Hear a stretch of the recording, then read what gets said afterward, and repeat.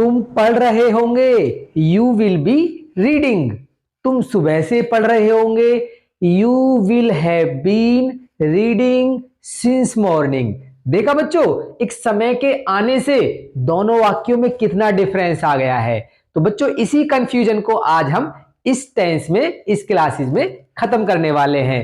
तो ये हमारे ग्रामर का अंतिम टेंस होगा बच्चों, इसको ध्यान से देखें। और यदि आपने हमारे बाकी के वीडियो टेंस वाले नहीं देखे हैं तो उनके लिंक हम डिस्क्रिप्शन बॉक्स में दे देंगे, उन्हें एक बार अवश्य देखें। तो चलिए बच्चों शुरू करते हैं।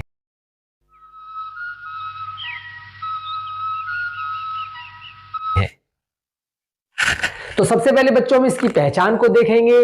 इन वाक्यों के अंत में रहा होगा, रही होगी, रहे होंगे, इन तीनों में से एक शब्द आपको वाक्य के पीछे मिलने वाला है और उस वाक्य में आपको समय भी दिया होगा जो इसे फ्यूचर कंटीन्यूअस से बिल्कुल अलग बना देता है। तो सबसे पहले हम इसके अफर्मेटिव स्ट्रक्चर को देखेंगे। सबसे पहले हमें सब्जेक्ट लगाना है, फिर शैल या विल में से एक लगाना है। तो फ्यूचर का रूल होता है बच्चों, आई वी के साथ हम शैल लगाते हैं और आई वी को छोड़कर बाकी सभी सब्जेक्ट के साथ विल का प्रयोग करते हैं। तो आपको सब्जेक्ट के हिसाब से शैल या विल में से एक चूज करना है। उसके बाद हैव बीन लगाना है, कंपलसरी है। वर्ब की फर्स्ट फॉर्म में आईएनजी को लगाना है, ऑब्जेक्ट लगाना है, ईटीसी लगाना है। उसके बाद सिंस फोर में से एक लगाएंगे निश्चित और अनिश्चित टाइम के हिसाब से, उसके बाद टाइम लगाएंगे। तो अब हम एक एग्जांपल देखते हैं। हम सुबह से बाजार जा रहे होंगे। देखिए बच्चों, रहे होंगे पहचान में भी दिया हुआ है और इसमें समय भी दिया हुआ है। तो इसका मतलब है वाक्य हमारा फ्यूचर परफेक्ट कंटीन्यूअस का हो गया है। तो इसमें सब्जेक्ट है हमारा हम, तो हमको सपोर्ट करेगा सेल, तो हमने सेल लगा दिया। उसके बाद हैव बीन, वर्ब है इसमें जाना, तो जाना के लिए लगाएंगे गो और आईएनजी लगने के बाद बनेगा गोइंग टू।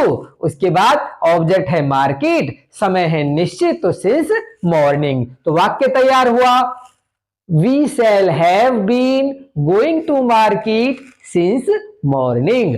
अब देखेंगे बच्चों हम नेगेटिव वाक्य। तो नेगेटिव वाक्य बिल्कुल अफर्मेटिव के जैसे ही होते हैं, बस शैल या विल के बाद आपको नॉट को ऐड कर लेना है। तो हेल्पिंग वर्ब इस तरह की दिखाई देंगी, फिर shall not have been, will not have been. तो ध्यान रखिए बच्चों, हेल्पिंग वर्ब चाहे कितनी ही बड़ी क्यों ना हो, आपको पहले अक्षर के बाद ही नॉट को लगा देना होता है। तो अब हम एग्जाम्पल के द्वारा समझेंगे। तुम 3 बजे से खाना नहीं खा रहे होंगे। तो सब्जेक्ट हुआ तुम, तो तुम के लिए लगाएंगे बच्चों यू। तो यू को सपोर्ट करता है आपका विल, तो हमने विल लगा दिया और नहीं की वजह से लगा दिया नॉट हैव बीन। वर्ब है इसमें खाना, तो ईट में जोड़ के आईएनजी ईटिंग हुआ। उसके बाद द फूड, समय है इसमें 3 बजे से, तो सिंस 3 o'clock। तो पूरा वाक्य रेडी हुआ बच्चों, you will not have been eating the food since 3 o'clock। उसके बाद बच्चों हम इंट्रोगेटिव फर्स्ट देखेंगे। ऐसे वाक्य हमारे क्या शब्द से शुरू होते हैं और वाक्य के पीछे क्वेश्चन मार्क जरूर मिलता है। तो स्ट्रक्चर इसका इस तरह का दिखाई देगा आपको। क्या की अंग्रेजी आपको शैल या विल में से एक लगानी है जो सब्जेक्ट के हिसाब से लगती है। उसके बाद सब्जेक्ट, उसके बाद नॉट यदि वाक्य में नहीं दिया हो तब, उसके बाद हैव बीन आपका कंपलसरी लगेगा।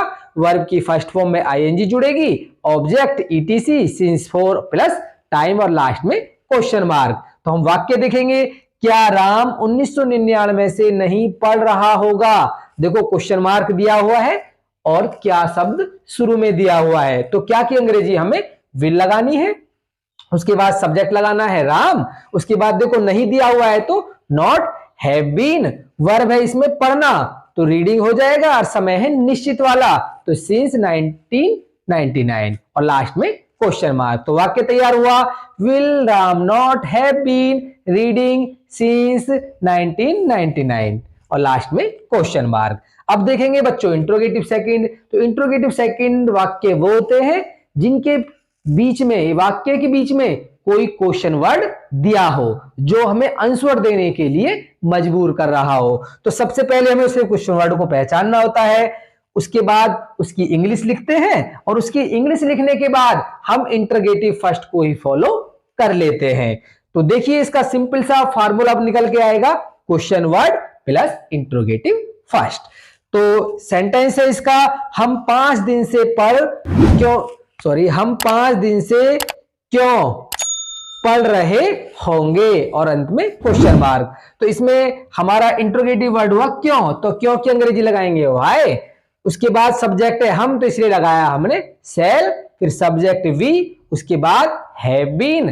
पढ़ने का हो गया रीड, तो रीडिंग, और इसमें समय है अनिश्चित, तो 4, और फिर हो जाएगा यहां पर आपका 5 डे। तो वाक्य तैयार हुआ बच्चों, why shall we have been reading for 5 day, और अंत में क्वेश्चन मार्क। तो इस तरह से बच्चों हमारा फ्यूचर परफेक्ट कंटिन्यूअस का सफर समाप्त होता है। तो बच्चों हमारे ग्रामर का सफर यहां पर खत्म होता है। हमारे टेंसेस 12 प्रकार के वाक्य जो हमने आपको सिखाए वो वहां यहां पर समाप्त होते हैं। ये उन 12 में से ये अंतिम नंबर पर था। तो यदि आपने अभी तक हमारे पिछले वीडियोज नहीं देखे हैं तो उन्हें जरूर जाकर देखें, तभी आपको ये 12 टेंस का पूरा गेम समझ में आने वाला है। तो उम्मीद करता हूं बच्चों ये टेंसेस वाला बहुत अच्छा लगा होगा। हमें ऐसे ही प्यार देते रहें, चैनल को सब्सक्राइब रखें और ऐसे वीडियो को ज्यादा से ज्यादा शेयर करें, जिससे जो बच्चे ग्रामर में वीक हैं, ग्रामर को पढ़ना चाहते हैं, वो ज्यादा से ज्यादा ग्रामर को सीख सकें। धन्यवाद।